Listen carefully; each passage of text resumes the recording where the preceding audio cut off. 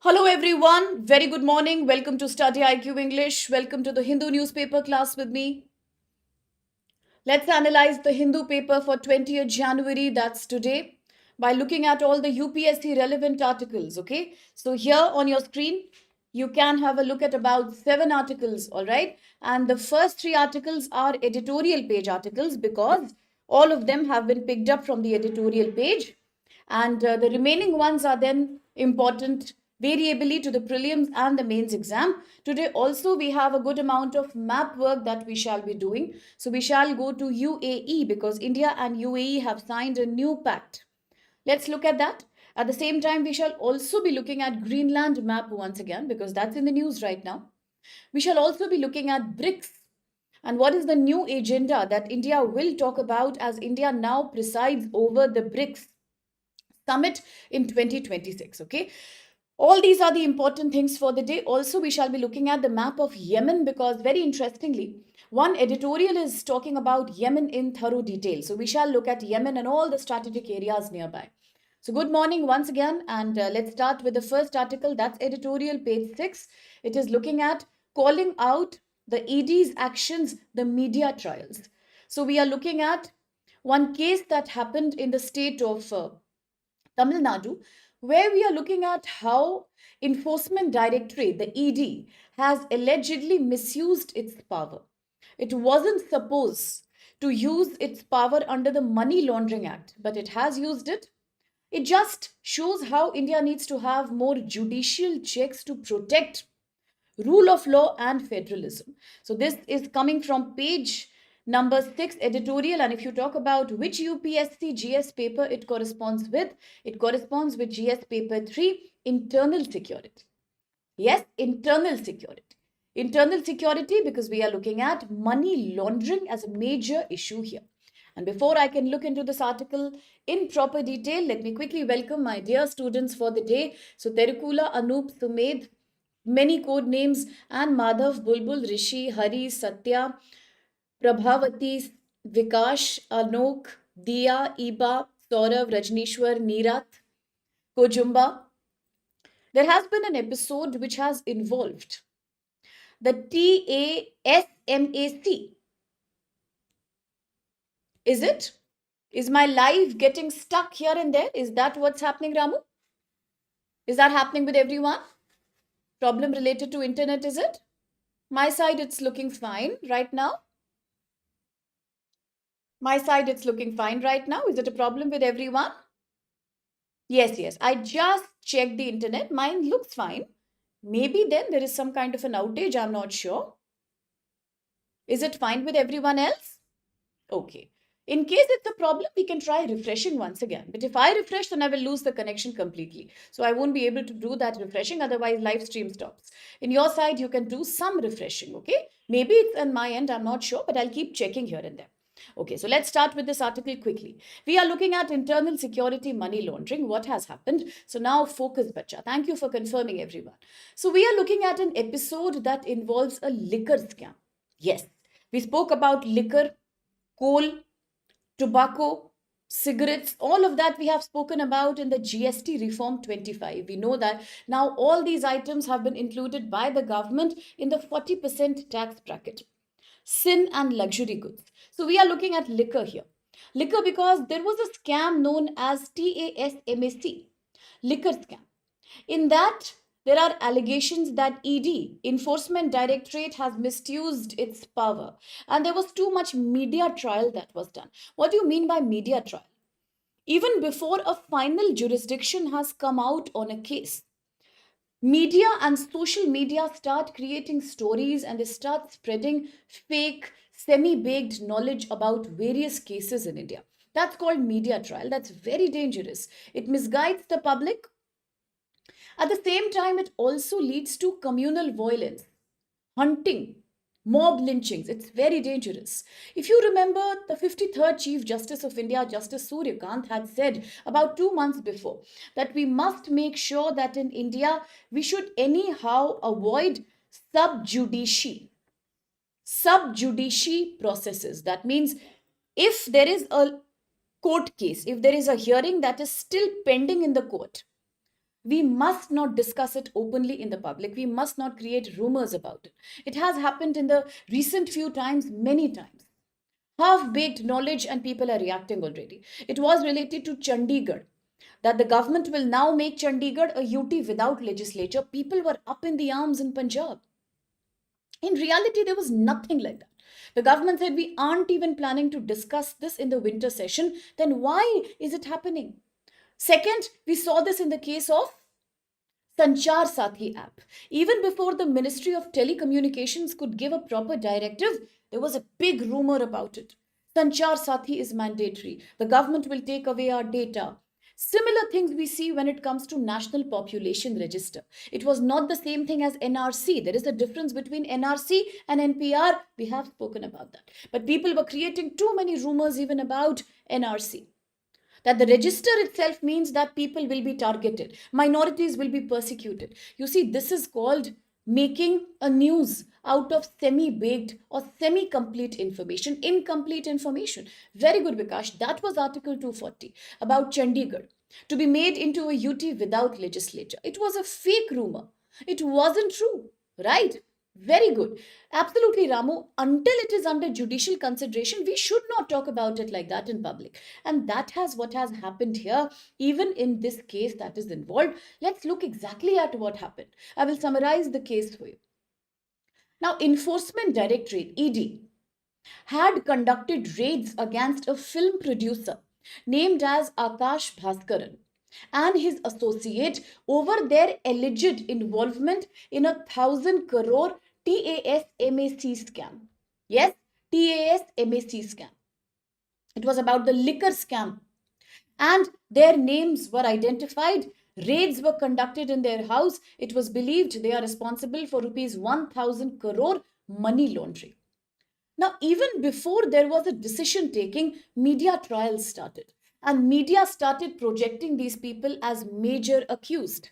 Media started running campaigns on social media through leaked, unproven, unverified, kind of claims. But what was their involvement in this liquor scam? In this liquor scam, it was about liquor supply, transport, and sales that was linked to the TAS-MAC, and people said that this generated too much illegal profit for these people. These funds were then allegedly laundered. They were laundered through shell fake entities and Benami assets. Unknown, unregistered accounts were used to generate all this profit made by this liquor sale. So, who was accused here? It was Akash Bhaskaran, the film producer, and his associate. Why is it important for UPSC? It is important because the total amount that was speculated was about rupees 1,000 crore. And the figure was not judicially established. It wasn't proven by the judiciary. It was a media driven and politically amplified number. Later, what happened? After all this investigation went on, after the ED conducted a proper raid and confiscation, the case went to Madras High Court. What happened there? There, Madras High Court could not find any proper established link to any scheduled or any kind of predicate offense. Now, here, therefore, two words become very, very important. We are looking at two words called scheduled or predicate offense. What do you mean by these offenses? These are the core offenses that are responsible for money laundering. Somebody who's been accused of money laundering must have done something wrong. Some illegal transaction would have happened. That main crime that they do is known as predicate offense, because of which the extra illegal profit was generated in the first place. But here the Madras High Court could not find any credible, any valid link between this money and any underlying scheduled or predicate offense that has happened. Therefore, what happened? The Enforcement Directorate did not have the authority. They lacked the authority to search, to seize, to seal the premises, or to issue forced summons of all these people in the TAS-MAC liquor scam. Beautifully, Terukula has explained. We are looking at the state of Tamil Nadu and we are looking at Marketing Corporation Limited, TAS-MAC. No proof was found by the High Court, and therefore what happened? EC had no authority to call and summon these people, to do any kind of raid or confiscation of property. ED did not have, but ED did all that. So what happened now? Because of that, the court stayed all the proceedings. The court said, no, we cannot conduct these proceedings at all. Stop them immediately and return all the seized devices, all the seized assets of these people. Please return them immediately. Now what happened? The ED had to apologize. Enforcement Directorate had to apologize. It withdrew all its actions. And when ED tried to send fresh summons, the Supreme Court of India also stopped the probe and said ED has been crossing all its limits. It is against Article 21, right to life and liberty. It is absolutely against federal principles of India. So therefore, in this case, clearly we have seen the misuse of power by ED. What are the core problems here that have been highlighted? Very well said, Ramu. Very well said, Sadhna. What are the core problems that have been highlighted? The biggest problem is that ED, Enforcement Directorate, follows the principle of search first and investigate later.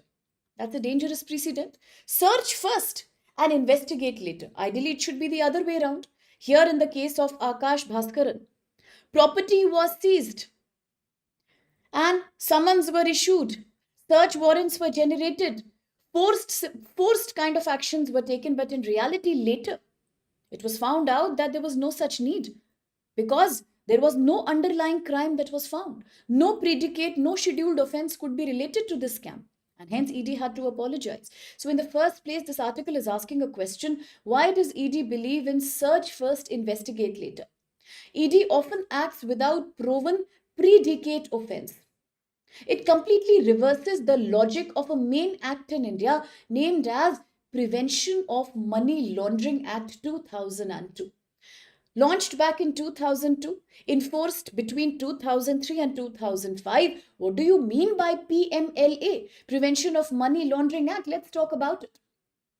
Unfortunately, in India, allegations are publicized first. The media comes in the picture and starts the media trial. Evidence is examined later when the courts come and start intervening in between. And by then, the goodwill, the image of the people involved is completely devastated. It defeats the purpose of honest charges to be leveled against genuine cases of money laundering. So what do you mean by the PMLA Act 2002? Why is it in the news right now? So this PMLA Act, or Prevention of Money Laundering Act, was created back in 2002 and it was enacted in 2003. It came into force properly in 2005. You can also relate this to RTI, Right to Information Period. Okay, so that was a very crucial period for India. RTI, PMLA. But what is PMLA? It's a matter that's crucial for GS Paper 3 internal security. Black money, corruption. What do you mean by that? No problem. You're welcome, Santosh. What's the problem? This Act PMLA, the objective is to try to control money laundering in India. It has three main objectives. One, to prevent and to control money laundering. Two, to confiscate and seize the property obtained from laundered money. And three, to deal with any other issue connected with money laundering within India. You cannot use illegal profit obtained out of an illegal business and then start channelizing it into other ways in order to make your black money into white money. Something similar was highlighted when long back the government had been accused of conducting State Bank of India electoral bond conspiracy. At that time also the Supreme Court was very clear about it, that every political party's detail has to be published to the people under right to information.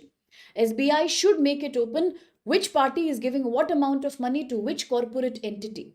That's why it became a major controversy. That was also like money laundering. All the profit that political parties have, they were then financing corporations through that money. And in return, the corporations could not just give them a vote bank, but also carry on the policies, get various kind of tenders on the basis of favoritism and nepotism rather than merit. You see, it was a major controversy. Today also we are looking at money laundering, illegal money that comes out of illegal business. So that is the purpose of the PMLA Act, to combat and to control such acts. Also to confiscate all the property that has been obtained from laundered money. Now, please understand, bacha, there is a section 3 here. I'm writing it here, right here. There is a section 3 of the Prevention of Money Laundering Act 2002. And what is that? It defines the offense of money laundering as, listen now, whosoever directly or indirectly attempts to indulge or deliberately assists or knowingly, deliberately is a part of or actually involved in any process or activity connected with the money that comes out of crime and projecting it as untainted property, clean property, shall be guilty of offense of money laundering. So either you are directly involved or you are supporting or deliberately, despite knowing you are a part of any such racket that is showing that illegal money is white money, which is about getting a money that is laundered money, you are guilty of the offense of money laundering. That is section 3 of the PMLA Act. This act also, remember, bacha, was amended 2 times, once in 2009, once in 2012, making it even more strict. And wonderfully, as Ramu also explains us, there is a section 24 also. Yes, very good. Section 24 also. The person who has been accused of money laundering will have to bear the burden of proving themselves as innocent. If they have not done the crime, then prove yourself innocent, please. Something similar happens in the case of Bharti Nyaya Sanhita. It happens in the case of POCSO also. If you are an accused, it's the burden on you to prove yourself innocent. Why? Because now there is a charge on you, right? So that is what the Money Laundering Act talks about. PMLA, remember section 3, very crucial of PMLA Act.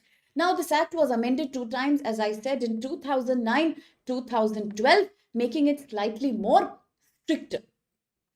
Now looking at what powers does Enforcement Directorate have under Prevention of Money Laundering Act. Very important. Right here on your screen, you can see the wide powers that ED has. Section 50 says ED can summon anyone. ED can call anyone and take a statement under oath, even if it's unclear whether the person is accused or the person is a witness. So you can summon anyone and make them take an oath and take their statement under oath. Section 17, you can search and seize, capture various documents on vague, abstract grounds that are not clear to people.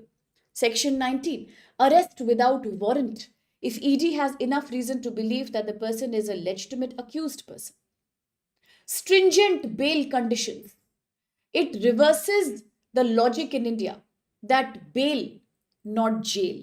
Usually the logic is give bail, do not detain somebody unnecessarily. Until they are legitimately proven guilty, we should not detain someone. In fact, in India, Articles 20, 21, 22, they all talk about that. You should not detain someone. If there is a possibility of bail, we should give bail first. Bail, not jail, is the logic of law. But here, under Section 19, the logic is reversed. We believe in giving arrest without warrant if ED believes that the person is legitimately accused. And even if ED has a doubt that the accused has done money laundering, they can still go ahead with the arrest without them being proven guilty yet.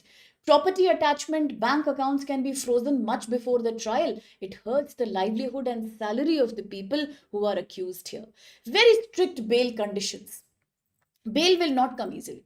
Last time, in which article were we talking about strict bail conditions? Last time we had discussed an article last week. It was about anti-terror law. We were talking about 2 people in the Delhi riot case. Remember, I was talking about the Delhi riot case. Yes, Citizenship Amendment Act 2019, 2020 Delhi riots. 2 people have not been given any bail, although others have been given, because Supreme Court says we can't give bail because this is not a normal activity, it's an activity of terror. And pulling a trigger of a gun and throwing a bomb is not alone terrorism. Terrorism means indirect involvement also in acts of terror. Very good. Huge round of applause.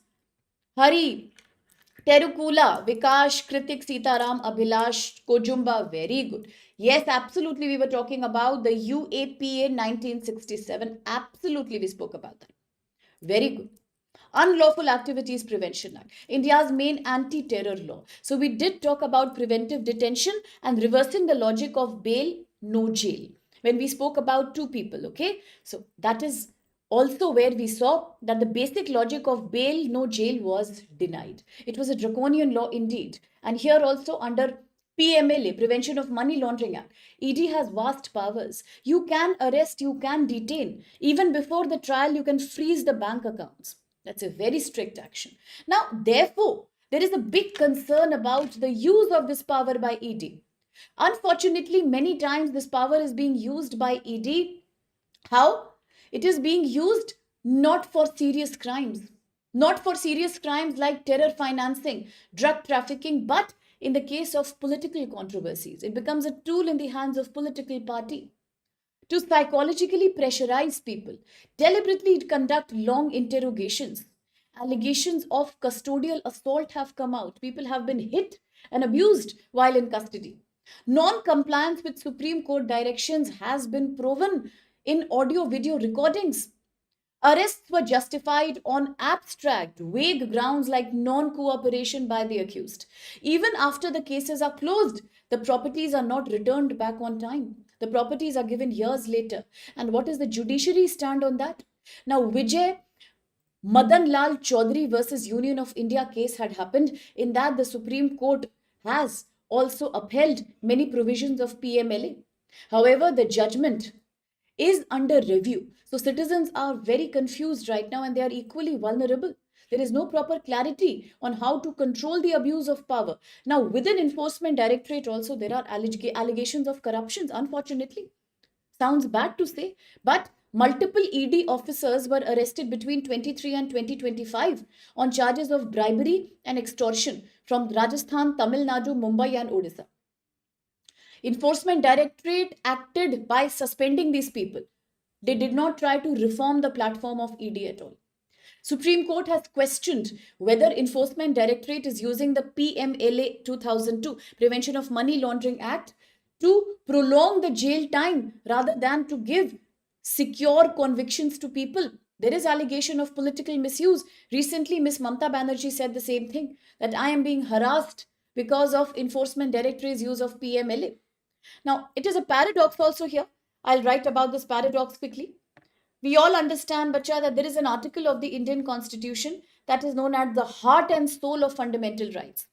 Article 32, the right to constitutional remedies, under which any individual, any citizen, if their fundamental rights are abridged or taken away, they can directly go to Supreme Court, and in return, Supreme Court will release writs. Yes, very good. Writs. No, it is denied. It is absolutely legal in PMLA case also. But many times ED has not given that also to people. Many times it was not done. Same controversy happened in the case of Mr. Sonam Wangchuk also. That whether habeas corpus itself has been defeated or not. So it was invoked there also in Ladakh controversy. Today, same thing. Very good, Vikash. 32 and 226 for High Court and Supreme Court respectively. Now we all know we can go to the court because it is a fundamental right. Absolutely. Here, paradoxically, Enforcement Directorate has used Article 32.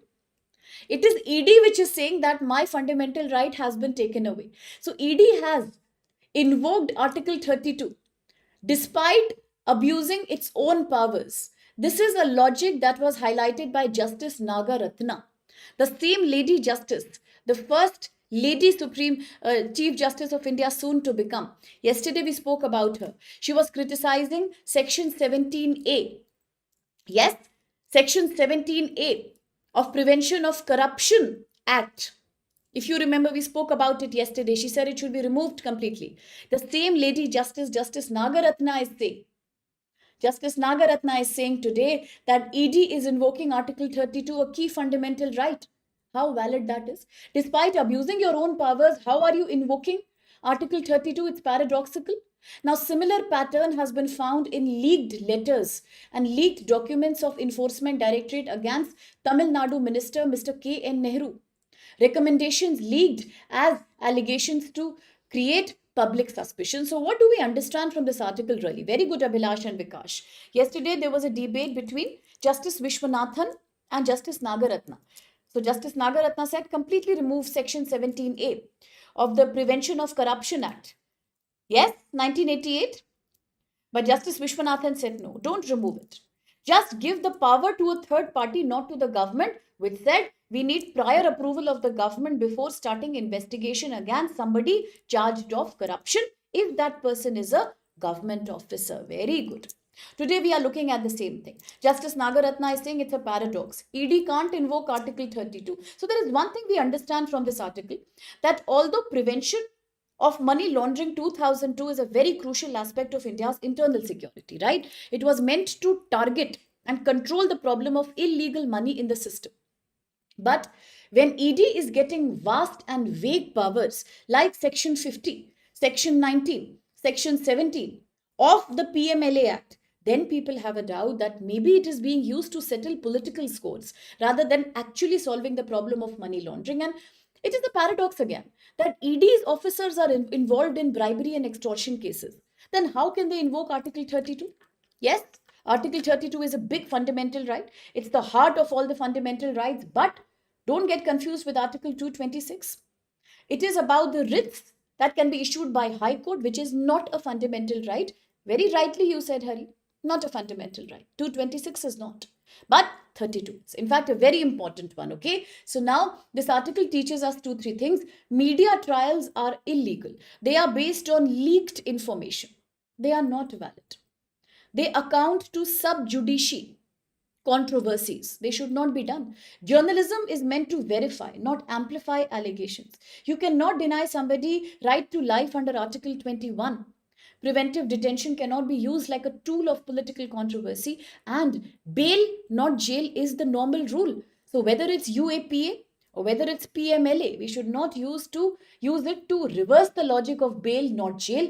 Central agencies are not infallible agencies. They are subservient to various rights and schedules of the Constitution, and anti-money laundering acts must only protect financial integrity. They should not be used as tools of fear, intimidation among people. The Supreme Court has to define clearly the limits of Enforcement Directorate. Strong constitutional guidelines are important to make ED act within legal framework.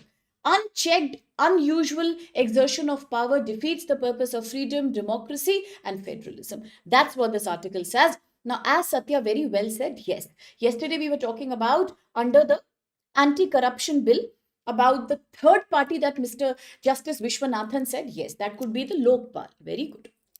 Very well said. Everybody, very well said. Okay, very well said. Eric is also here, and now I met Eric. Kritik is here. Okay. Today, some students actually joined late. Even I joined late. Okay. Okay. Financial intelligence. Very good. Quickly, the question, please. With reference to ED and PMLA 2002, consider the following statements, please. 1. Under the PMLA, Enforcement Directorate can initiate investigation and attachment of property, even in the absence of a scheduled predicate offense. I told you it is the main underlying offense that is known as predicate or scheduled offense. I'll write down here. Underlying or basic offense due to which money laundering has happened. Second, statements are recorded by Enforcement Directorate under Section 50 of PMLA. All these can be recorded under an oath. And 3, the Supreme Court has observed that arbitrary use of ED powers can violate federal principles and the rule of law. Which of these are valid? Initiated from Vikash and Ramu and Priyanshu. And then comes answers from Anup, Rishi, Kojumba. Many code names here. Sitaram, Santosh, Sadhna, Shubham, Pushpita. Very good. Huge round of applause, as I always do when majority is right. Absolutely B is the right answer. First,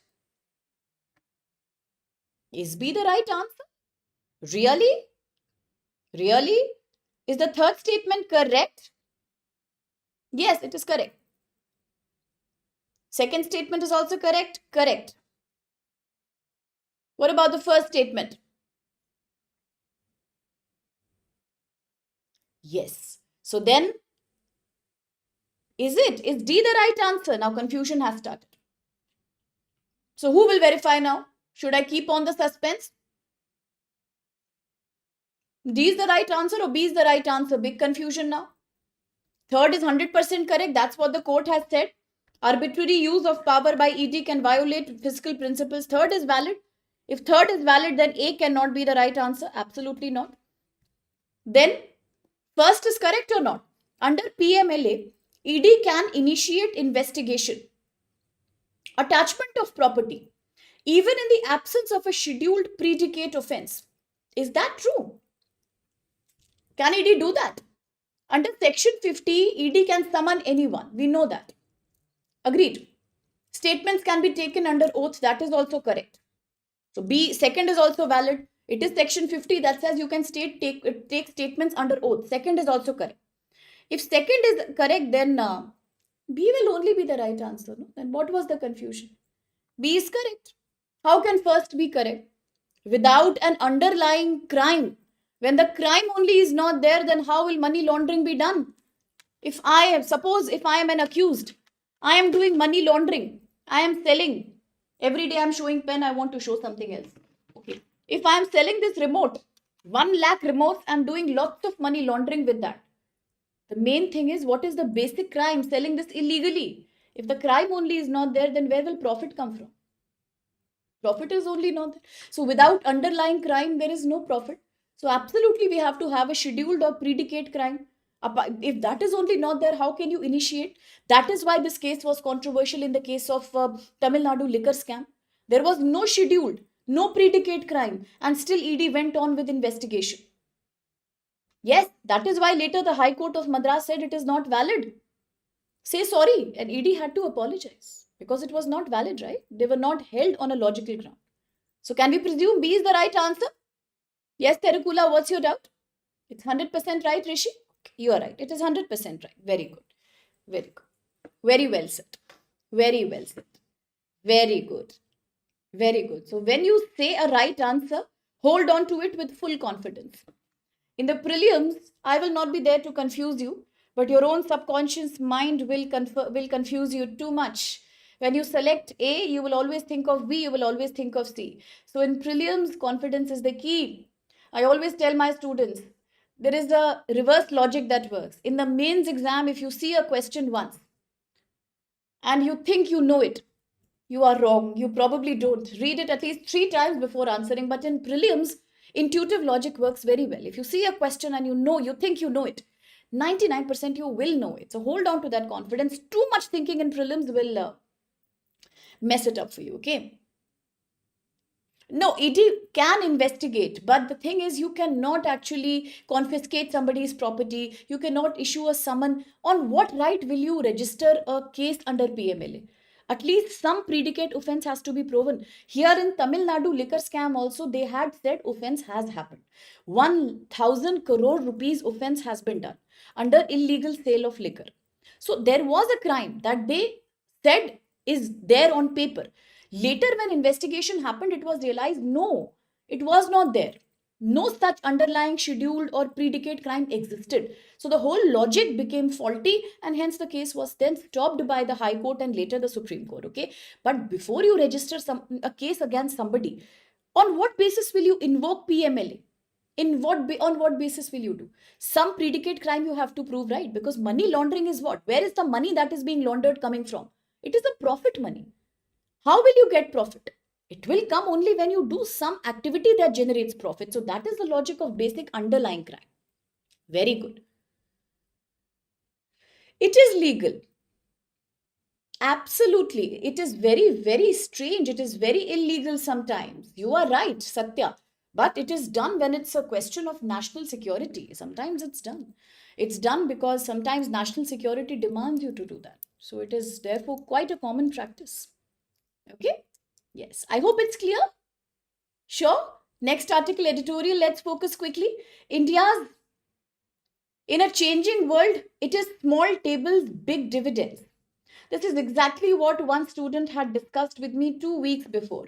I again don't remember the name. It was Kritik.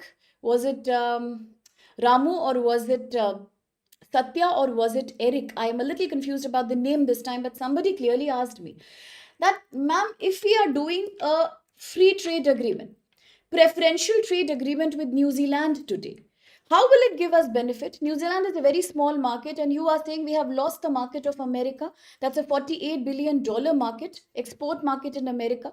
We are losing that today because of tariff But we are trying to diversify into smaller markets like Oman, New Zealand, South Korea. How will that help us? So, what did I say that time? I said, Bacha, you are right. But when you don't eat a big cake yourself, if you don't get access to a big chunk of cake, you will naturally try to gather it by small, small pieces. Okay. Suppose if I am not giving you a full pizza to eat and you're hungry. Okay, you don't have the full pizza, but you will manage slice by slice whatever you are getting. Bits and pieces will be added up together to create a bigger thing. It's better to do something. In English, there is a quotation that says something is better than nothing. That's the logic behind trade diversification. Today, this article is exactly amplifying your viewpoint. Whosoever that student was, this article is a reflection of what you said that day. The world is changing today. Very good, Santosh and Terukula. Very good, Hari. We are looking at export diversification. Yes, Priyanshu. We are looking at export diversification, portfolio diversification, Kritik. In that case, if you do not get a big table, it's okay to have smaller tables. Maybe in the long run, they give you bigger profits, they give you bigger dividends. So let's see what is this article talking about. We are looking at India's foreign policy. So GS paper 2, international relations, foreign policy. We are looking at India's new foreign policy strategy in 2026. What are we saying? On Republic Day 2026, that's now coming next week within 6 days, India has invited leadership of European Union as the chief guest. Now, European Union is not one country. It is a group of 27 nations together. I have explained it earlier by saying it is an example of deep integration under regionalism. We have spoken about shallow integration and deep integration. We are looking at deep integration here. European Union is an example of that, deep integration. Countries that are together not just for bilateral trade, but also they have a synchronized common environment, health, and every kind of export-import policy is same for them. Very, very good, Terukula. So it's a deep integration. Okay. Now, having said that, today India is inviting two representatives from European Union, a group of 27 countries in the Republic Day. This shows that India has changed its foreign policy of doing trade and making relations with only one country, bilateral relation, to now creating relations with entire regional groupings. Earlier, it was one country with another country, India, US. India, Germany, India, UAE, India, Saudi. No more now. Now we know the world is a changing place. You can't depend on bilateral relations. It can invoke sanctions like it has been invoked in the previous times. Whenever India traded with Iran, America invoked sanctions. As we import oil and gas from Russia, America induces sanctions on that also. Today, America says no country will do any trade with Iran or Cuba or Venezuela. Nothing of that sort is allowed. So, therefore, yes, it's time to become multilateral. Yes, absolutely, Terukula. And now, India will be doing bilateral trading relationship based not on one country, on coalitions. For example, India EU relationship.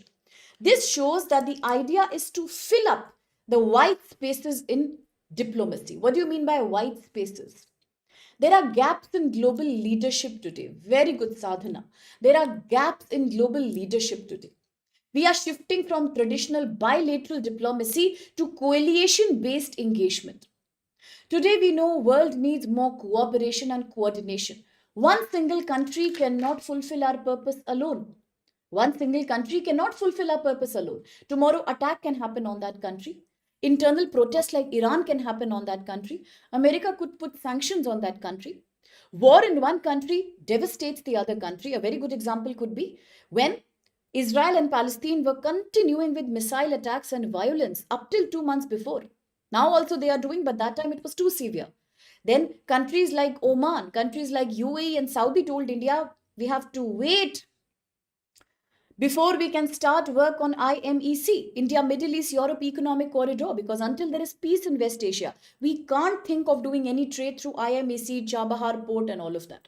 So instability in one means instability in another. You can't depend on one government anymore. And therefore now we are saying no single power can give us stability, legitimacy. And therefore India has to conduct its foreign relations through coalitions now. Very good, Terukula, like the Shanghai Cooperation Organization, like RCEP, like Quad, like BRICS, like G20.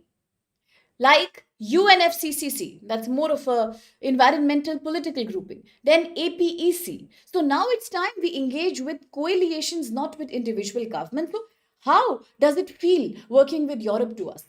Now, engagement with Europe is not about only Germany or only France. No. Now it is about an engagement with 27 nations together. The focus, therefore, is on reviving India European Union Free Trade Agreement, FTA. Why does it matter so much? Because now it is not just a matter of politics over tariff. It's not just about tariff now. When India engages with 27 countries of EU, we have to work on other aspects like market access rules. Data standards have to match. Climate and sustainability norms have to match. It will help India in accessing so many consumers of European market. Yes, India is not into RCEP. India stepped back in 2019. Very good, Kritik, highlighting trade deficit in dairy sector. But India is once again thinking of reinitiating trade with RCEP as a part of ASEAN. So well said there. Okay. Now coming back to how will it help India? It will protect India against America's tariff and trade pressure. What are the challenges ahead when we deal with European Union? The biggest challenge is carbon border adjustment mechanism. I told you earlier also, in India, when our manufacturers are producing any kind of product, electronic, consumer, anything, apparel, textile, there is a very high carbon emission that happens. In Europe, it's not allowed. They are very strict about their emission standards. Today, if India has to get profit from European Union country markets, we have to adjust our carbon emission at par with Europe so that our manufacturers are not excessively taxed in European countries. So we are creating a cross-border adjustment mechanism where maybe European countries will give us some relaxations because we are trying to match the standards. But in the longer run, India has to take the larger step and try to match that carbon emission standard also. It's very important. Second, data protection. EU is one country that is very strict about its data protection. There is no leakage of data of European customers outside Europe. Very strict protocols. Similar will be expected from India as it deals and exports items to European markets. Proper protocols. Third, of course, is environment. Europe has a great protocol when it comes to health impact of products.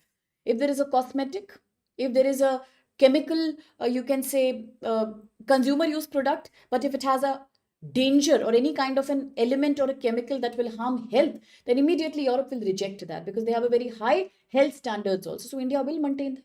In food also, food additives, colors, preservatives, all that are very strict in Europe. So we have to live up to those standards. Okay. Now, why is European Union so interested in having a trade with India? Because European Union wants to reduce its dependence on China. Similarly, European Union has seen the ugly side of America. First, the threat against withdrawing NATO. Second, the threat of putting another 20% tariff on European Union if they do not allow Greenland to be given to President Trump.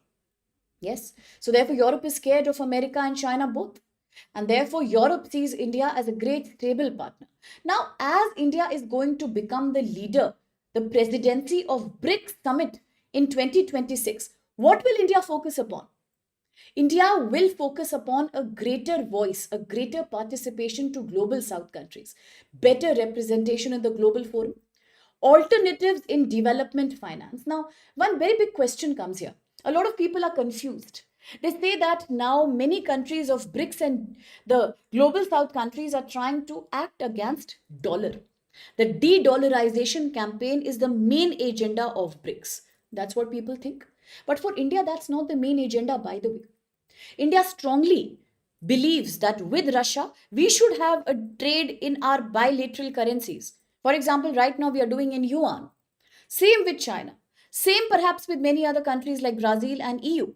But India has never said that I am pushing for de-dollarization. Not at all. Not at all. That's not India's intention.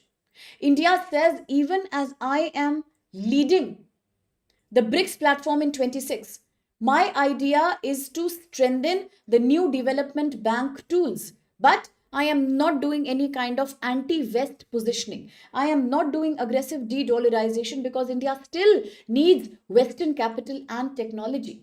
So India says, I want to reform and push for importance to other currencies. I am against petrodollar domination, but I do not want to push for de-dollarization so soon. I am not interested in that.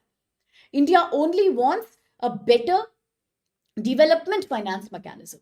So now that we are talking about BRICS, what is BRICS, by the way? Created in 2009, a forum for cooperation among emerging economies. Today, how many members does BRICS have?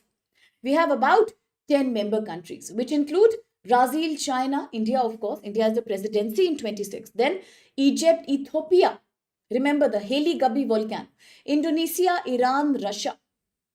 Then South Africa, UAE. All these are the countries that are a part of BRICS. So a very good learning from here could be, just like BRICS has 10 members, ASEAN also had 10 members until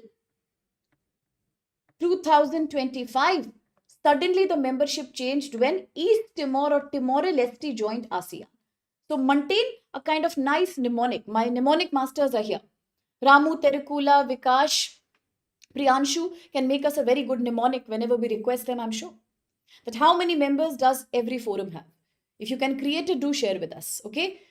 For ASEAN, for BRICS, for SCO, and for, say, for example, other important forums like Quad. We should know that. Yes, ASEAN 11, very good. So looking at BRICS, created in 2009, we can say broadly 10 major countries. What is India's role now? India is the chair and the host in 2026. India says, I don't want to talk about rhetorics. I want to talk about real action on the ground. I agree. We should try to counter America's petrodollar domination, but that doesn't mean my agenda is to promote aggressive de-dollarization. I am not doing that. I need Western technology and support, and I therefore am not pushing for strong de-dollarization. At the same time, India also is willing to support the Western countries like America and UK because India depends on them through the quadrilateral dialogue, the security dialogue, quadrilateral dialogue. Why? Because if India wants to prevent China from entering and exercising supremacy in the Indo Pacific area, India must support maritime domain awareness, port resilience, capacity building for Indian Ocean states. A very good example could be because India has a help of Quad countries, quadrilateral dialogue.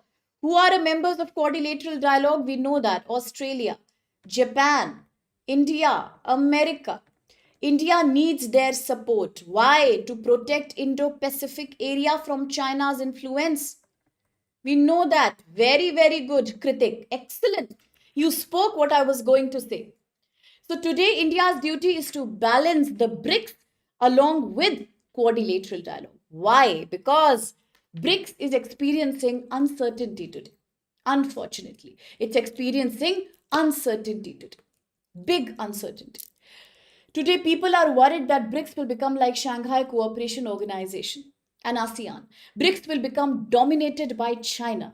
That's the big worry of the global community, that BRICS will become a China's dominated forum. And therefore, in order to counterbalance that, India cannot push for de-dollarization. That's called balancing, as what Kritik said. We need to have that balance. Therefore, we are balancing between Quad and BRICS together. Yes? Clear? Now that we are doing it, we are also supporting initiatives like Quad to protect Indo-Pacific region and Indian Ocean. A very good example, Operation Sagar Bandhu. Operation Sagar Bandhu that India did to support Sri Lanka during the cyclone Ditwa. It could be done because India has access to support from Quad, so that we can now convert capabilities, military capabilities of Quad into usable help for smaller littoral countries. There is a risk in Quad. America's trade barriers, trade frictions, tariffs, threats repeatedly could disrupt Quad cooperation, but India will not let go so easily. India needs Quad. Otherwise, China will completely dominate the BRICS. So it's a balancing act. It's like walking the tightrope. Now, what are the limitations of big coalitions today? If you look at United Nations has almost become a defunct body, with America abandoning it, Israel rejecting it. Many other countries openly misusing United Nations Security Council for veto power domination. So it is now an outdated body. It has not been able to promote legitimacy, with countries like America and China openly breaking UN Charter Articles 2-4. attacking each other. G20 is increasingly impacted by domestic politics. America has already boycotted G20 now in 2025 Johannesburg summit. Yes, Ubuntu, South Africa. Now agenda of G20 is narrowing down. It is sidelining global South issues. So therefore, what is the new scope for India? The new scope for India is what critics said. Tightrope balancing is the only solution. As India will now conduct a very famous AI Impact Summit in New Delhi in February 26, India must encourage all the countries of the global south to come together and do much better research on AI governance. For example, if we need to protect ourselves from America's monopoly, now look at what America is doing. How America is using its strategic partners. Last week, there were two things in the news. One was how America is inviting India to join Pax Silica. Another was yesterday, I told you. America is inviting India to join the Board of Peace that has been made by President Trump to promote peace in Gaza Strip against Israel-Palestine war. In both these, you see the hidden interest of America. India with a great military capacity, fourth largest economy. If it contributes to the Board of Peace, America will use India there to legitimize its domination. Similarly, Pax Silica to counterbalance dependence on China. When it comes to rare earth material and critical minerals, it's about use and throw. If India is so important to you, then why are you threatening us again of putting sanctions on us when we trade with Iran, whatever little is remaining of the trade between the two? And why are you threatening about 500% tariff if we continue to import oil against Russia? You see, it is a very, very convenience-based politics that America is doing right now. So what also happens is that when there are too many forums, the agenda gets diluted. Today you see India also, it is too much of balancing. One is G20. One is UN reform. Another is big countries abandoning all this. Third is the responsibility of the voice of global south. Then comes BRICS. Then comes quadrilateral dialogue, strategic balancing between US and China. Then it is our trade negotiations with RCEP, for example, with ASEAN countries. Then there are other Look East policy, Act East policy, BIMSTEC, SARC. So too many of such forums dilute the policy focus in a fragmented world. India is now trying to strengthen its diplomatic strength by creating partnerships with coalitions now. The biggest challenge is going to be EU to match the standards of EU. Then with Quad when it comes to balancing Indo-Pacific, with BRICS when it comes to actual delivery. So that is the agenda of this article, the kind of foreign policy change that India needs today. Absolutely, Kojumba. But yeah, it says additional 20% if any country trades with Iran. And 500% can happen if you trade with Russia. Plus, EU will also have to pay another 25% tariff if they do not give Greenland back to America. So that is a tariff threat right now. Yes. Very good, Apex. Absolutely. We have spoken about 3 strategies of China. In fact, 4, don't forget. 9-dash line, string of pearl, salami slicing, gray zone politics. So all these 4 belong to China. Yes. Now, why are everybody discussing some mnemonic? I think someone has shared a mnemonic. Yes, was it Vikash? I don't know which mnemonic was that, but some magic has happened, I think. I'll have to see the comments again to realize which one was it. But if you have done it, that's really kind of you. Do have these mnemonics. I want all of you to know how many members each platform. It's really good for you. So wonderful that you are creating these mnemonics. Quickly, the question. With reference to India's foreign policy in 25, consider these statements. 1. Inviting the European Union's institutional leadership in Republic Day chief guest shows India's shift towards engaging regional blocs rather than bilateral partners. Second, India's engagement with EU focuses on tariff reduction with limited implication for data and climate standards. 3. As a leadership of BRICS in 26, India is expected to emphasize institutional delivery through mechanisms like New Development Bank rather than anti-Western positioning. And 4, Quad seeks to provide capacity building and public goods to Indian Ocean littoral states without forcing them to align with major power rivalries. Which of these statements are correct? Thank you, Terukula, for the mnemonic. Which of these statements are correct? Some confusion. Sumed, Rishi, Apex, Pushpita, Sitaram, Hari, Anok, Rabina, Madhav, Santosh have answered. But there is some confusion. A, B, and C are the answers. That means all can be correct. Is that the case? All of these are correct for sure. All of these are not correct. That's what I understood after reading. So D cannot be valid. Sorry. Now let's look at the first one. Yes, Urupam, is that the case? Zahir, is that the case? Kujumba thinks otherwise.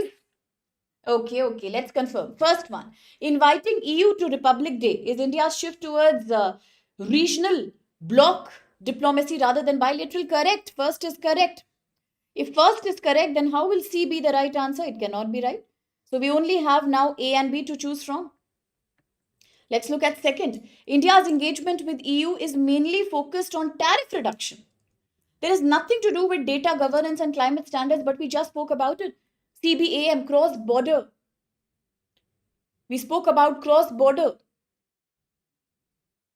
Didn't we talk about the carbon management? CBAM, cross border adjustment mechanism. Did we not speak about how India needs to match America's standards on data privacy, health protocols, environment protocols? Kritik said, or Eric said, I think that we also need to create matching quality standards. Absolutely. So second cannot be correct. That's not the whole main focus. If second is not correct, then what choice do we have? By elimination, B should be the right answer. And then if you look at third one, India is expected to emphasize on absolutely yes, I told you. Although everybody is in a misbelief. Everybody says that the agenda of BRICS today, through its new development bank, is to push towards de-dollarization. People are thinking like that because many countries like India, Russia, China, India, Brazil, all of these are saying let's do trade in our local currencies because sanctions on us have made dollar trade very difficult. But that doesn't mean India believes in that too. India does conduct a yuan based trade with Russia. When we buy oil from Russia, we are not paying in dollar, we are paying in yuan. Agreed. We may tomorrow start paying in ruble or rupee also. But that doesn't mean India is pushing towards de-dollarization. India says it's too early to do that. That's not my agenda, sorry. I am not right now having a strong anti-West agenda because we need the Western countries. Without America, who will manage Quad? See, it is very easy to get into delusions. Today, India will say, okay, let's promote de-dollarization. What happens then? Already President Trump hates BRICS. He sees that as de-dollar campaign. He thinks it's an anti-America forum, which it is also. Now today, if India also starts pushing for de-dollarization, President Trump will say, why should I support countries like India, Australia in Quad? Let China come and interfere in Indo-Pacific. Then who will protect? So therefore, India can't lose Western alliance that easily also, okay? So therefore, India is not pushing actively for de-dollarization. So then what happens in that case? Third is also correct. But fourth, what about fourth? Fourth is also correct. Then which is the wrong one? Second is wrong. The agenda is much more than only tariff. So it is very clear that B will be the right answer. Yes, 100% he thinks it's against MAGA. Is it clear to everyone? Is it clear to everyone? I hope nobody has a doubt. I hope so. If there is, do let me know. Quickly, the third article. You will enjoy this article. This is from International Relations again. GS Paper 2 IR. You will love this article because it is from World Politics. Yeah, that's correct. What are we looking at? We are looking at Yemen. So we should travel to Yemen, right? Now, if you close your eyes, the idea of these classes is that the map should come in front of your eyes. You should be able to visualize with closed eyes Saudi Arabia. You should be able to visualize two small brackets below Saudi Arabia, Yemen and Oman. We have spoken about Yemen, a country that was rich in oil, but still today is a victim of major humanitarian crisis. Thank you, Terukula. Right side of Yemen, you have Oman, a rich country with which India has signed an agreement regarding Port Dukum, the Dukum port. Very good, Ram. And as you close your eyes and visualize Yemen, you will also realize that Yemen has a strategic choke point called Bab al Mandeb Strait, from where a major part of global oil trade passes. Now that you have a visual image, let's actually see the real one.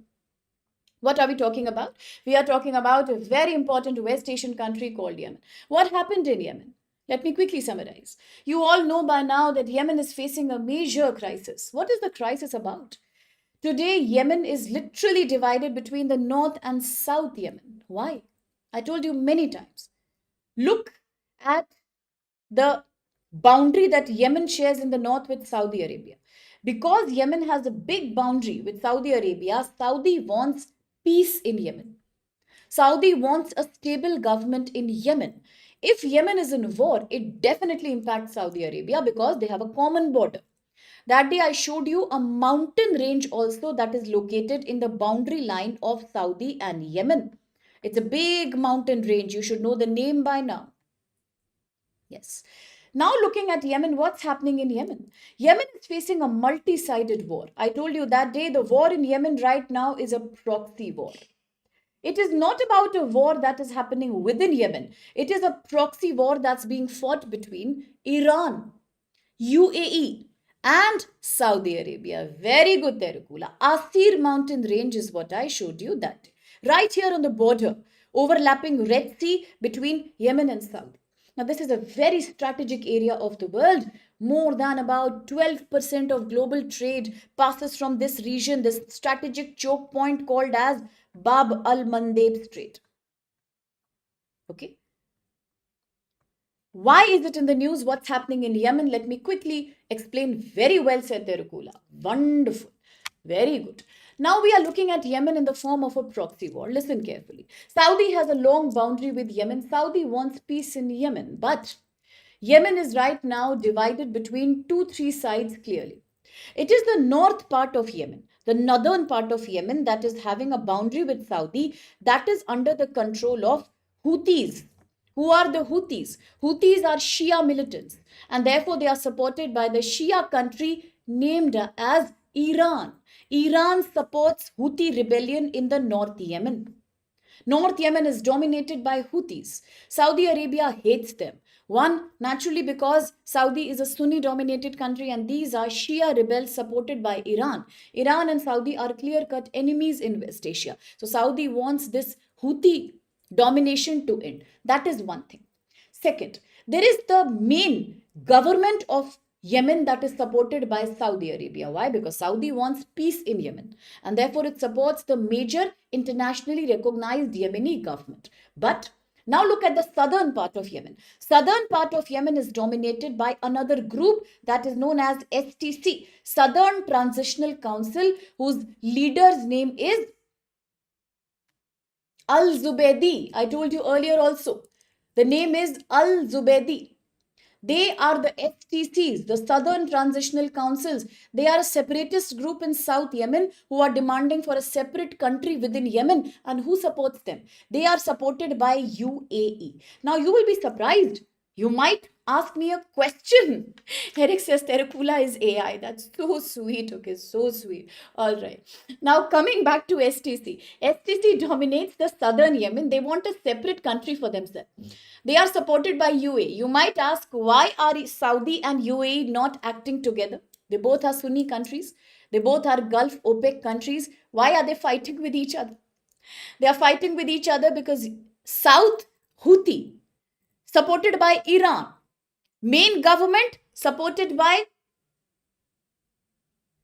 Saudi Arabia, Southern STC Al Zubaydi supported by UAE. Here, UAE is looking at its own interest.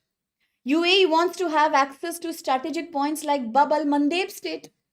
That is why they are dominating the southern area and conducting attacks from STC. They want separation here. Therefore, in reality, even the Saudi, who supports the main government, and UAE, who supports STC, are at loggerheads today. So there are three countries fighting the war clearly. Yes. So what has triggered the recent crisis? Why is this in the news? It is in the news because early December, the Southern, now listen carefully, Southern Transitional Council has launched a very big attack in two areas named as Al Mahra and Hadramaut. Al Hara and Hadramaut. Where are they located? I will show you separately in the map. Broadly, I can tell you they are located somewhere in the eastern Yemen area. What are these areas? These are oil-rich areas. Remember, bacha, these are oil-rich areas. STC, Southern Transitional Council of UAE, launched an attack on that. Yes. Now what happened? The STC was able to briefly capture nearly half of South Yemen. It was able to capture, and Saudi-backed government forces with the support of The these main government forces were supported by Saudi Arabia. They constantly they kept on fighting the STC. The fight went on. The fight went on with Saudi Arabia being the major supporter of the government. They were able to recapture the areas that were attacked by STC. Now, on January 7th, 2026, the government forces, main government supported by Saudi, were able to enter an area called Aden. Okay, Aden. Why is it called Aden? This area is also related to the Gulf of Aden, from where the main oil trade passes and enters the Arabian Sea, finally goes to countries like India. Yes, so Aden. The government entered Aden and forced the STC, supported by UAE, to now negotiate with the leaders of Saudi Arabia in Riyadh. What happened after this big fight? In Saudi Arabia, Riyadh, there is a proper meeting that took place. The Southern Transitional Council has finally surrendered. So, what's the big news of today? The big news of today is that in the south, Southern Transitional Council, led by UAE, is ready to finally surrender. Surrender in front of whom? Surrender in front of Saudi Arabia, who is a major supporter of main internationally recognized government of Yemen. They have now said we are surrendering, and the leader of STC, Al Zubaydi, has been charged with treason, disloyalty. He has already run away to UAE. Whenever there is an attack, all these leaders run away to their parent countries who supports them. Assad ran away to Russia. Yes, today people are speculating that maybe tomorrow Mr. Khamenei will also have to go to Moscow. Similarly, if again something happens in Syria, Al-Shara will go to US. Miss Sheikh Hasina came to India. Similarly, now Al-Zubaydi, the leader of Southern Transitional Council, ran away. He went to UAE, found support there. So therefore, STC is now going to dissolve. There is no leadership. But the crisis has highlighted how Saudi Arabia has been accusing UAE of giving weapons to separatists like STC. Today, STC is ready to surrender and dissolve. But what is the guarantee? Maybe their small groups are still surviving. They may become a big movement again tomorrow. Look what happened to ISIS in Syria. In 2014, American government had completely devastated ISIS, taken support from Kurdish forces. Today, what is happening? Once again in Syria, the same thing had to be done because the ISIS revived. Terrorist organizations can dissolve. There is no guarantee they will not come back again. Similarly, today STC is ready to surrender. But you never know. They will always get support from UAE, and therefore they might revive in future again. So therefore now what is happening? It shows that still there is no permanent guarantee of peace. Now Saudi, when it was attacking all these STC forces in Yemen, it targeted areas like Mukalla port in order to stop the shipment coming from UAE. Now what happens? UAE is also saying that I'm ready to withdraw my forces. But can you imagine, because of these external powers, the kind of role they are playing here? What has happened to the civilians? The civilians are in a very battered state. Plus, right now, although Saudi and UAE may find some agreement as STC is ready to dissolve, what about North Yemen, dominated by Houthis, supported by Iran? That will continue. That is not going anywhere. So, northern Yemen is still not clear, and Saudi will continue to have problems. Because with Houthis, they have not been able to create a permanent ceasefire. Now, Houthis are still in northern Yemen. They will control the main population center. South Yemen today, as STC is ready to surrender, and the leader, Al-Zubaydi, has ran to UAE. Maybe there is some peace between UAE and Saudi in southern Yemen, but no guarantee. It may start happening again. STC has dissolved, but not permanently, only temporarily. So therefore, what is happening? Yemen remains deeply fractured. There is a major humanitarian impact. The worst humanitarian crisis and genocide is happening in Yemen right now. Millions are on the risk of famine. Economy is completely collapsed, infrastructure destroyed. Civilians are the biggest victims of such war. So now what is happening? If you want peace, as per this article, then there is one thing we must understand, that all the anti-Yemeni terror forces should come together. Those who really want a stable government should be on the one side. Whether you create a coalition or a federal government, try to create some peace here. because Saudi and UAE have to cooperate in the long run. Otherwise, North is already in bits and pieces because of Houthi control and Iran. Now, if Southern also has no peace, then war will continue. And the most unfortunate thing is that it's a proxy war. Local people, they may not really get anything out of it, but they will always pay the price. It's always a proxy war. That's it. Now, on this map here, this is the only map I could find which has highlighted both the places here, named as Mukalla Port. Saudi Arabia had attacked this port severely as it was attacking the STC supported by UAE recently. Then you can see Al Mahra here. It's an oil rich area in eastern Yemen. Then Hadramaut. Both these are rich in oil reserves. Rich in oil. That is why UAE wanted to also have an access to these areas, but Saudi is equally interested in these areas. Yes? Is that clear? So my students have been talking about the Tartus port in Syria, which Russia had taken. Now it's gone. Then we spoke about, from Satya, we spoke about the Kurdish forces, largest ethnic minority group without a country of their own.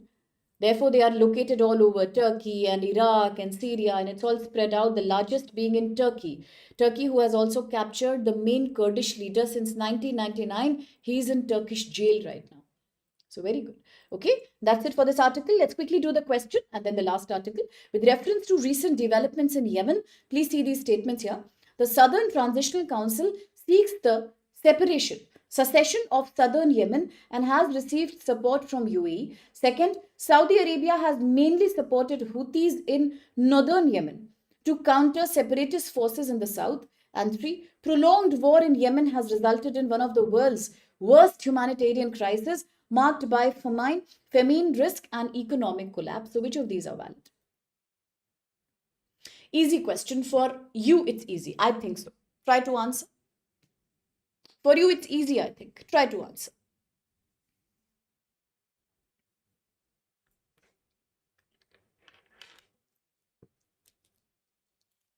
Vikash, Terukula, Diya, Madhav, Priyanshu, Apex, Kritik, Kazu. Anyone else who wants to try? Eric. Okay, great, great. Ramu, of course. Rishi, Pushpita, Sitaram, very good. Anybody else? Rajneshwar, all right, all right. What about Kochumba? What about Eric? What about Bulbul? What about Iba, Saurav, Anoop, Santosh? Okay, well done, well done. And what about other students? They don't want to try? It's an easy question for you. Sumit Hari, well done. So huge round of applause because majority is again right. C is the right answer. 1 is right, 3 is right. Second cannot be right. Very good, Zahir and Rabina and Kojumba dear. Second can't be correct. How can it be correct? How can it be correct? Saudi has supported the main government of Yemen because Saudi wants peace in Yemen. Look at the long border with Yemen. Then who supports? Houthis in the north. Iran supports. Iran and Saudi are already big enemies. We discussed an article on that recently, right? Now, the next article is talking about India's own political controversy. Yes, we are looking at special intensive revision. We have done these themes before, so I won't take very long here. This is GS paper 2, Polity and Governance, where we are looking at the role of Election Commission of India. And because we are looking at Election Commission of India, two articles of the Constitution become very crucial here. One is 324, the other is 326. Okay? That's so sweet of you, Satya. Now that you are there in the classes, by March, you will feel so comfortable in global politics that you will never have to look back. It's about every day if we follow the developments and we look at the map, absolutely we'll become a pro at that. There is no problem. Okay. Now coming back to this article, why has SIR verification? Why does it need to be completely digitized? We are very good. Who said that? Vikash said that. Brilliant. Previously in our classes, we have also seen Representation of People Act 1950. 1951. In September 2025, because of Ramu and Kojumba, we were able to clearly understand the difference between RPA 51 and RPA 1950, 50 and 1951. Okay, thank you, Vikash, for reminding me. Representation of People Act, absolutely. Okay, now coming back, very well said, Zahir. Okay. Now, any Eric, they are also okay with coalition. They say you make a coalition, we have no problem. Provided you are able to give some internationally recognized valid government here. We have no problem. But even if it's a coalition, we are okay with that. What we don't want is Iran in north, and what we don't want is UAE through STC in south, because these keep fighting otherwise. Okay, that's the agenda. Very, very good. Now, coming back to this article, what has happened? We are looking at Special Intensive Revision Part 2. The Part 1 already happened recently in Bihar. Citizenship was under question in Bihar. State assembly elections were happening, but in the last 21 years, Bihar never had any election voter list enumeration. People who had died, their names were already there. People who are eligible, their names were not there. Women and migrant workers were already excluded from the list. So, therefore, Bihar was in a complete mess, and therefore, rather than doing a summary revision, Bihar had to conduct a special intensive revision. It's almost like making the voter roll from the scratch itself. Under Article 324, Election Commission's duty is to prepare fair and transparent electoral rules. We had to do it in Bihar, right? After that, Election Commission said we have to do it in 12 more state and union territories before all these can go to state elections before 2026 mid. Correct? Now what has happening? What is going on? We are looking at this new phase of SIR 2.0. Article 324 of the Indian Constitution gives the Election Commission of India the power to have superintendence, direction, and control of elections within India. Therefore, today SIR is once again aimed at doing a complete revision of voter list being conducted by Election Commission to remove duplicate and ineligible names, to include every eligible voter above 18 years of age, to use technology. For example, Election Commission's biggest platform, ECI Net, the digital platform used by ECI to make sure electronic voter rolls are transparent and accurate. But what is the problem? If we are digitizing everything, if we are using ECI Net, then what is the problem? There is a problem, sorry. The problem is that although Election Commission of India has been using its big platform called ECI Net, the process continues to be heavily dependent on paperwork, physical summons and physical verification, manual hearings of complaints. This has led to errors, confusion, anxiety, harassment of genuine voters, their exclusion, and the fear among minorities of disenfranchisement, that we will not be allowed to give our vote despite being a valid Indian citizen. It also relates to the big controversy. Who in India decides who is a citizen? Election Commission cannot, as Vikash said right now. It is the Ministry of Home Affairs under Part 2 of the Constitution, Citizenship Act 1955. Articles 5 to 11 can decide who is an Indian citizen. Nobody else can. But today, when Election Commission keeps on omitting names, removing names, it becomes controversial whether they have a right to prove citizenship or not. Absolutely, Kojumba. Very well said. The ECI wanted to have SIR even in Assam, but Assam government refused. It said we just in 2019 conducted the NPR, National Population Register. Why do we need an SIR again? It will threaten the minorities and migrant population. So what is happening right now? Despite digitization and the platform called ECI.net, why are people worried? I'm sorry, because people are getting impacted very badly. In West Bengal, when it was going on, this SIR, there were famous people who are not only citizens but Nobel Prize laureates. There was an individual who's above 90 years of age. He's a Nobel laureate and a Bharat Ratna awardee in India. His name was not there. He was called to prove his identity. Some former police commissioner of Kolkata, his name was not there. Various ministers of parliament, director generals of police, senior officers and university professors were called, and their data was re-established by looking at their documents, their legacy data, their historical ancestral documents were checked properly. Then there were monks and saints from Ramakrishna Mutt and Ramakrishna Mission, long back established by Swami Vivekananda. People from there were also called, and it was told to them that we are calling you because your biological data of your parents is not matching with the names that you have used in front of your surname or your prefix today. It's not matching at all. There is a mismatch between your and your parents' ancestral names, so you need to be re-evaluated. Now, through apolitical and non-voters, they need inclusion for visas and administration. That is very strange. Many institutions that are upholding democracy, like Ramakrishna Mission, what wrong are they doing? They were also called for getting their documents re-evaluated, and that is almost like indignity being given to established citizens. What are the major issues in this electoral roll making? The problem is that, around 6.5 crore names were deleted all India from 2024 final electoral rolls. 6.5 crore names gone. Uttar Pradesh had a very big problem. When the draft SIR was done, 12.56 crore voters were listed. In Panchayat SIR in villages of Uttar Pradesh, 12.69 crore voters were there. Serious inconsistency in data because manually it's being done. Despite the online ECI net, paperwork is still happening. Now, what is happening? There is a category of non-mapped voters. Long-time voters are suddenly now become unmapped voters. It is being told to them that no, you have no right to give your vote because defects were there from the electoral roll making from 2002 to 2004. Now their name is not there. Across India, literally in Uttar Pradesh itself, over 1 crore people were not there. They were not even existing. Such voters were given short notice that your name is not there. If you want, you can get your data verified.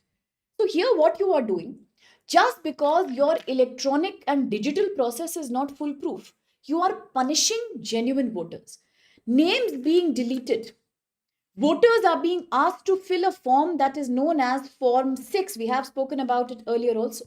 Voters are being told that if your name is not there, it is deleted, now you have to fill Form 6.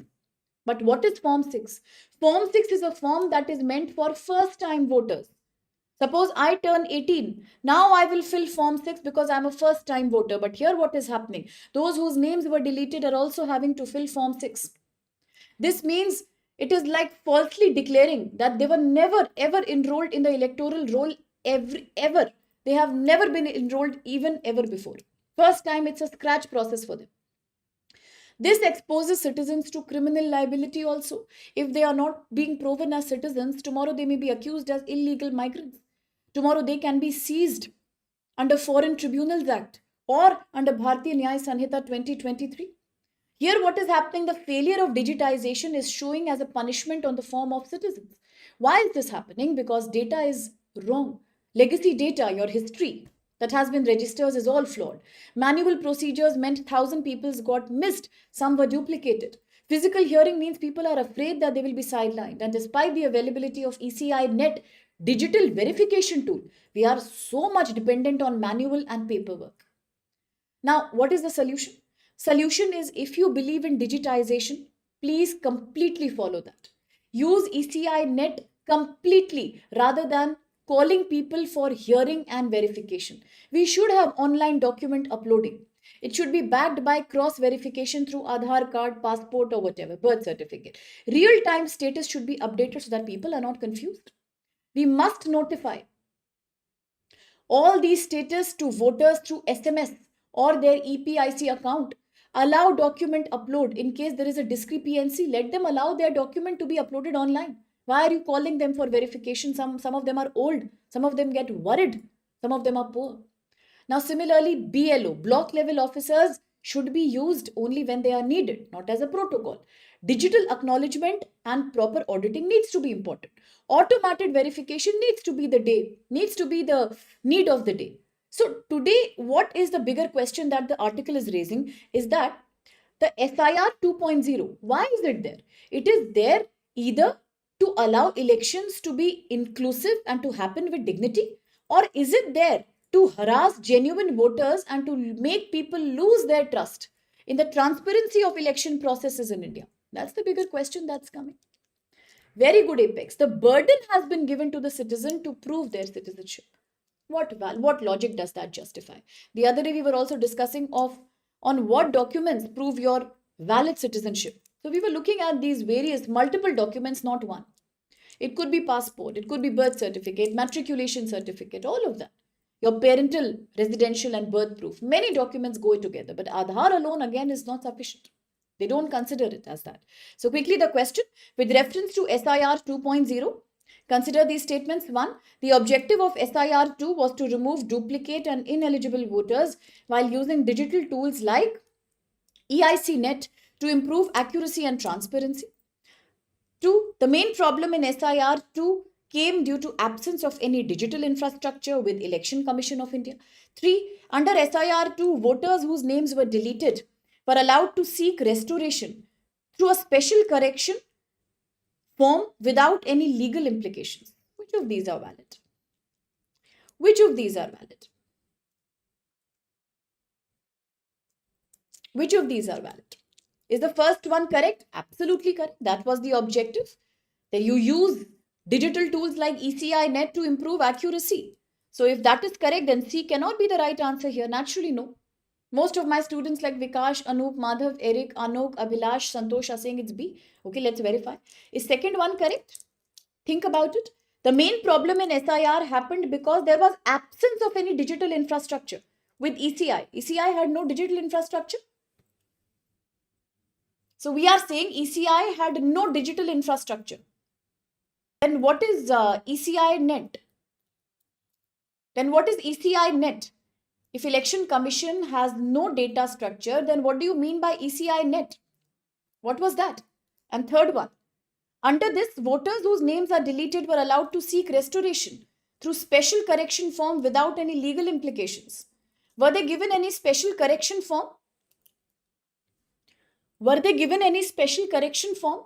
Those names who were not there were actually forced to fill Form 6. Form 6 is a form that is meant for newcomers to election. First time voters have to fill Form 6. But here the problem is those whose names were deleted were made to fill Form 6 as if they have never been enrolled at all. Their legacy data is being questioned. So definitely third cannot be correct. Second also cannot be correct. Why will it not be correct? Because we can't blame that ECI never had a digital infrastructure. It had. ECI Net is there. It's your failure that you were not able to use it properly. And still, despite having this, you continued to take manual help. It's your problem. It's not like you didn't have it. So here, logically, only A should be the right answer, with first one being correct. Yes? Okay. Very good. I hope it's clear to everyone. Slightly confusing, but well done there. Now, last important article for the day. Let's quickly summarize. GS Paper 2, International Relations. Now, what has really happened is that India and UAE. UAE, you want to see the map of UAE? We just saw. Let's again see the map. Here comes UAE. Always remember, bacha, when you see UAE map, UAE's head, UAE is wearing a cap here. And that cap protrudes into Iran. Okay, I will confuse. Sorry, why am I saying I'll confuse? I will clarify, Terukula. I read the comment and I'm saying I will confuse you. I'm so sorry for that. I will clarify you. Look at Iran here and look at UAE. It's almost like UAE has a crown that protrudes into Iran. And what is this place called? My students know. It is known as Strait of Hormuz. Very good, Strait of Hormuz. So if Strait of Hormuz is on the right, what is on the left? On the left you have, we just saw Yemen. Yes, we just saw Yemen. Then what is the strategic choke point in Red Sea? We just spoke about it, Bab al-Mandeb Strait. So in this map, you can see both together. Right side, Strait of Hormuz between Iran and UAE. UAE's crown going into Iran.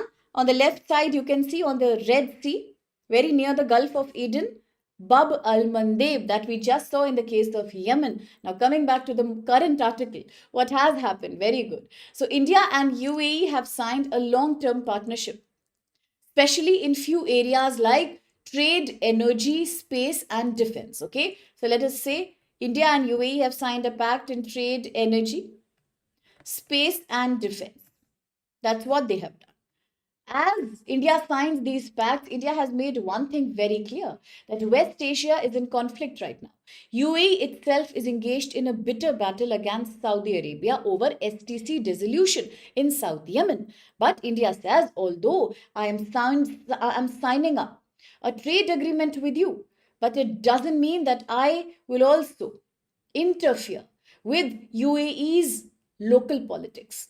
It means India has signed these four agreements, but India is not going to interfere when it comes to regional and proxy wars in West Asia. It is strictly not a military deal, it is purely a civilian deal into trade, energy, space, and defense. So, why is India signing this pact? Because India and UAE want to sign a letter of intent.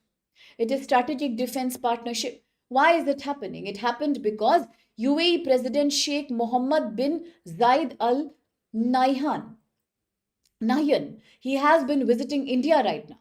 The aim is to create a more deep defense cooperation. Need is to create a defense cooperation, not a military alliance. I repeat, no military alliance. India has clarified that this framework is strictly civilian. It doesn't mean I am contributing, it doesn't mean I am supporting any kind of regional war that's happening within UAE. Nothing like that. So, why is this deal so important? Because Gulf area is tense right now. It's very tense right now. Very good question, Jalal. Why is Strait of Hormuz important? What is so special about it? Yes, my experts. Can anybody help Jalal? Why is Strait of Hormuz important? How much trade happens through, global trade happens through Strait of Hormuz, and how much happens from Bab al Mandeb? Please help us. Now coming back. Gulf is in tension right now. There is Gaza conflict going on, Israel-Palestine. There are protests in Iran, the biggest revolution since 1979. There is instability in Yemen over war between Saudi, Iran and UAE, STC versus the main government. Very good, Satya. Now, Saudi Arabia, very well said, Satya. Saudi Arabia is already having a tense relation with UAE, especially over Yemen, but Saudi has gone ahead and made very good friends with Pakistan. Pakistan and Saudi Arabia had signed in 25 strategic mutual defense agreement, joint mutual defense agreement. They are supporting each other too much. Yes, there is a link. Saudi and Pakistan are very close today. Pakistan's military role in Saudi Arabia has been increasing. UAE feels threatened because of that. I have told you 1,000 times. Enemy's enemy is a friend in global politics. Enemy's enemy is a friend in global politics. India is facing threat from Pakistan? Yes. Has UAE been facing threat from Pakistan? Indirectly, yes. Because UAE is threatened from Saudi. And Saudi is taking a major military support from Pakistan, I told you. The whole logic behind Saudi-Pakistan SMDA. Saudi is an insecure country today. It is not a nuclear power. Pakistan is. Saudi is scared, very scared, because West Asia is dominated by countries like Iran, great nuclear enrichment capacity. Israel, great weapons, great defense technology, complete support of America. Saudi is not safe. Saudi has seen the performance of America when it comes to security guarantees. It failed Ukraine, slapped on the face against Russia. Saudi wouldn't take that risk. What choice does Saudi have? To maintain its power and position and security, it's an oil-rich country. Resource curse critic. Oil-rich country. Today, if America can destabilize Iran, tomorrow it can destabilize Saudi. Saudi has been taking support from Pakistan because Pakistan has great military and Pakistan is a nuclear power. Very good. So therefore, Pakistan is a supporter of Saudi. That threatens UAE. The more military supports from Pakistan to Saudi, the more insecure the neighbor UAE becomes. Already they are fighting in Yemen. Enemy's enemy is a friend. Today, UAE and India are therefore friends. And Saudi and UAE relations are spoiling. Saudi-Pakistan relations are becoming better, creating a more power and more pressure on UAE. In this backdrop, UAE wants stable partners. Who doesn't want stable partners? And who is that stable partner? India. But India has clarified that although this act is about defense cooperation, it is definitely not about my involvement of any kind, in your regional wars. Now, Pakistan has double standards. Pakistan has. Pakistan has double standards. Tomorrow, if a war happens between Saudi or any other country, Pakistan will probably send their military. Although in Yemen war in 2015, Pakistan had insulted Saudi. They had not sent their military. But now it will. Saudi knows that. 100% Pakistan will send military, but India is not that kind of country. India has signed a pact with UAE, but India says, sorry, no military help. I am not doing that. Similarly, yesterday, when America said India is invited to the Board of Peace, India, please send your troops, contribute when it comes to international force in Gaza, India said no. If it was UN peacekeeping force, I would have sent, I am the largest contributor, but I am not sending it to any troop initiative led by US. I am not that kind of nation which militarizes. My military is for defense. It is not for scaring and creating proxy wars. I am not doing that. Same thing India tells UAE. I am supporting you, yes, but there is no involvement in any proxy war in future. India has no intention to be dragged in the Gulf military confrontations. Pakistan might have, India will not have. Now, what is the deal all about today between India and UAE? Therefore, one, to double the bilateral trade. Today, it's about $100 billion. It needs to be doubled by 2032 and become $200 billion. To create a deal between HPCL and ADNOC, companies from India and UAE respectively. India will now buy lots of liquefied natural gas for next 10 years from UAE. It will strengthen India's long-term energy security, perhaps also enable India to diversify energy need that is only right now focused on Russian imports. Talking about space cooperation, Indian National Space Promotion and Authorization Center and UAE Space Agency will work together to create commercial space cooperation pacts. In the bigger picture, the idea is very clear. Whether it's trade, defense, or space, both will need to strengthen their ties, double the trade, improve people to people migration, but sorry, no involvement from India in any kind of proxy war that's going on in the West Asia on the behalf of any one country. So that's it for the bigger articles. Now, quick one short article. India is now hosting the BRICS 2026. We all know that. In the BRICS, there is a big bank known as New Development Bank or the NDB of BRICS.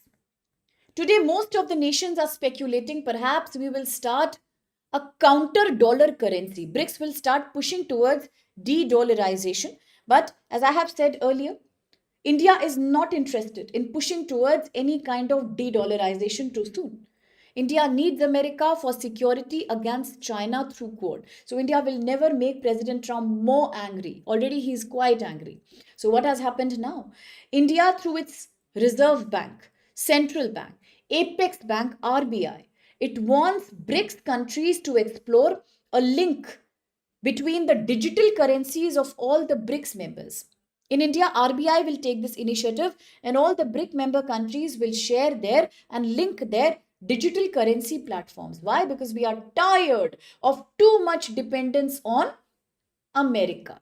Petrodollar domination. Dependence was still okay. But he has now started putting blind sanctions and that completely disrupts supply chains.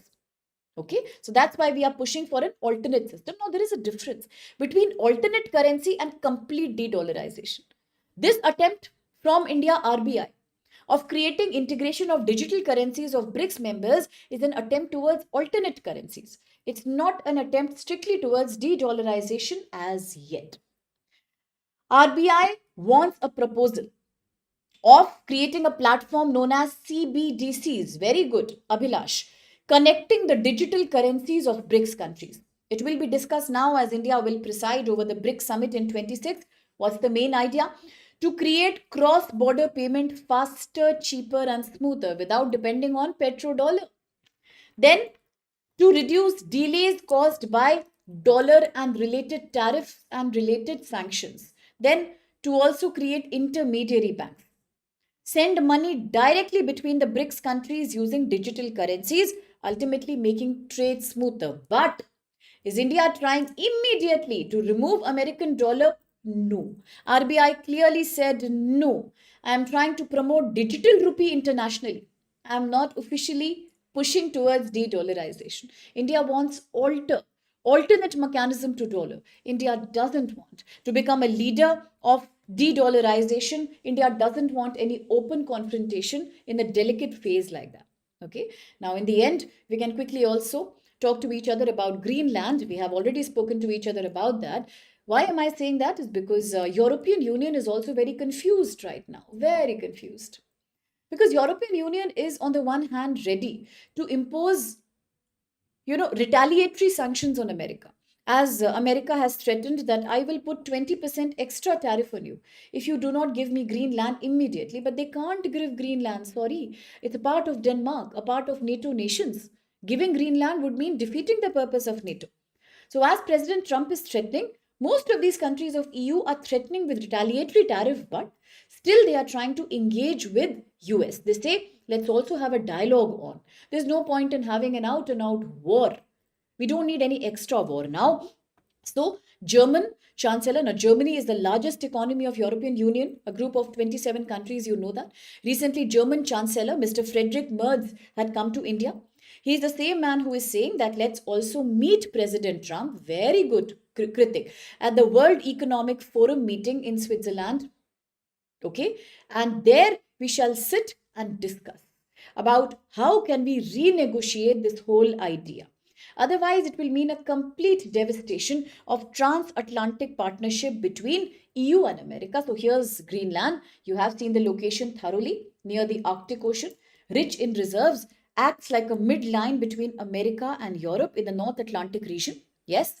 Now we also know about the Pituffik base, Thule base of America here. It is a strategic point from where America, if it gets control of this region, can also keep a clear-cut look on Chinese and Russian missile programs. So that is what it is all about. Now, this is one map I have attached here. Why have I attached this here? Because there is a very famous news channel. It's a Qatari news channel called Al Jazeera. Okay, so sometimes I keep watching the documentaries because I find them very well made. Now, I saw this map on Al Jazeera, but it's a very good map, really. So I'm putting it here and I will send it on the Telegram. You can also have a look. I really like this map because very nicely they have explained the whole situation of Greenland. What happened in which year? When was the base created? What did America do? What's the population? What's the conflict about? I really like this map. And I think it is going to be very good for you. If you see this once, it will give you a great insight about Greenland. Very good information at one place. So I've attached it here. You'll find this in the PDF. Do have a look at this map when your time permits. And that's it from my side today from the Hindu. Okay, that's it. And do remember about the sale programs that are happening on our platform. All these are limited time offers. Sale will end on 31st January. And they will give you a great opportunity of, at a very low price, finding prelims, mains, and basic interview guidance all together. So if you really need to, or somebody else you know needs to apply for these programs, you can suggest them the codes live, and hence they can get maximum discount on these. So that's it from my side for today. Thank you so much for being a part of this lecture, for adding value to the lecture, making this group informative, fun-loving, enthusiastic, and a wonderful group of learners. Okay, and this is this learning and this curiosity that eventually helps us in acing the GS paper 1, and that will happen for sure. Rajesh, is it a problem? Telegram link. All right. I have written it here previously. Let me write down here also. It is this. Okay. S is capital. P is capital. Okay. That's all it is. You will find it at Telegram. Okay. And other students are already a part of the group. See you very soon. See you tomorrow. Few queries were coming from here before I was ending the lecture. That's very true, Madhav. That's a good comment. Yes, absolutely, Kritik. And that's right, Ramu, when you said that. I hope nobody had any confusion about anything. Very, very good. Very good, Satya. That's a very smart question. That India is not pushing for active de-dollarization, then why are we looking at digital currency integration? Now, having your digital currencies integrated enables you a better online payment and smoother trade and transaction, rather than actually waiting for conversion through dollar. But when you talk about paper currency, we are not actually saying that dollar should be completely dislodged. India doesn't believe in active de-dollarization. In the long term, we may push for alternate currency, but let the dollar continue. India never said that BRICS should be used for de-dollarization because India depends on America for technology and for Quad cooperation. So this is an attempt at digital integration of currencies, not a pitch against de-dollarization. So I hope it's clear to you. It is because of America, Satya. Good question. Very good, Terukula. Okay, then I take your leave. Thank you so much, all of you. God bless each one of you. Okay, lots of success to you. I'll see you tomorrow. Thank you from the bottom of my heart for such a lovely learning session. So, bye, Brajesh. Bye, Eric. Bye, Apex. It can. It's a very good question. It can, Apex. 100% it can. It will. Okay, bye-bye Kritik, bye-bye Eric, Vikash, Terukula, Kojumba, Eric, Rajnishwar, Santosh, Ramu, Pushpita, Saurav, Sumed, Diya, Vikash, Sitaram, Purushottam, Abhilash, Kritik, Satya, Kundan, Vikash, Abhilash, and who else? Ramu, Madhav, Terukula, my dear, of course, Jalal, Mr. Khan, Akhtar, okay, Iba, Bulbul, Satya, Hari, Zahir. All right. Anyone else I'm missing out upon? Rabina, Pushpita, Priyanshu, yes. Apex. And who else? That's it, I believe. That's it. That's it. Okay. Anok, Kaizan, Kazu, Deepak. Thank you so much. Thank you so much. Rita. Very good.